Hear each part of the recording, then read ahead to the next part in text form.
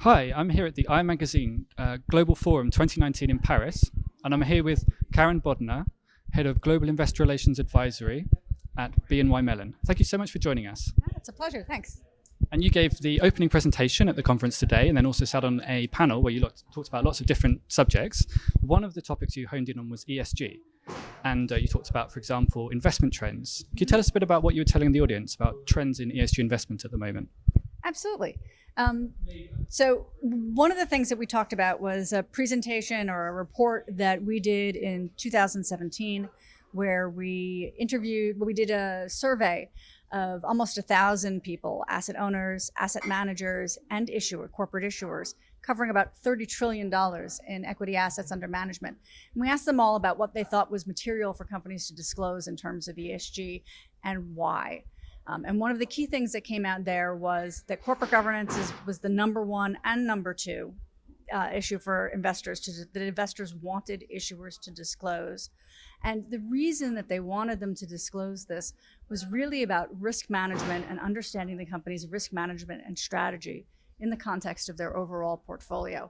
And it wasn't about picking stocks, it was about understanding risk.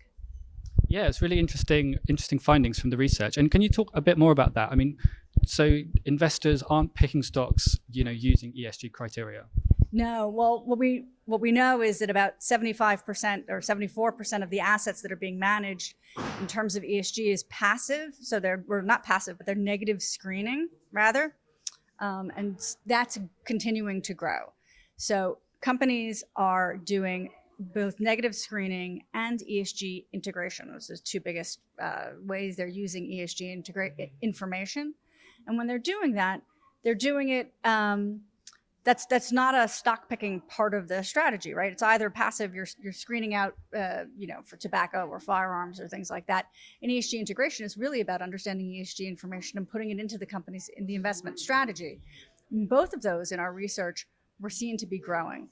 And the reason they were seen to be growing is really because the information that companies put out isn't necessarily comparable across industries. There are no real global standards about this yet. And so companies put out information that's different from industry to industry. It makes it harder and more expensive for investors to compare. And so they're continuing to use the information that they can to bring it in. They're using it as part of their investment strategies, but they're not using it necessarily to pick specific stocks. Yeah, I remember the chart you put on the screen. Yeah, exclusion and then ESG integration were sort of like, the biggest ones. Absolutely. At the bottom there. And so you've talked about a little bit about this already, but so from a company's perspective, they're being excluded, but what can companies think about in this area if they can't be targeted on this criteria?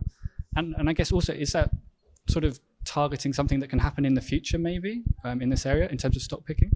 Well, what we tell clients now is that choosing to try to target investors based on ESG. Say, for example, I'm a really fantastic ESG performer and I want to target investors who are looking for great outperformers, isn't really something you can do right now because that's not really how investors are using this information.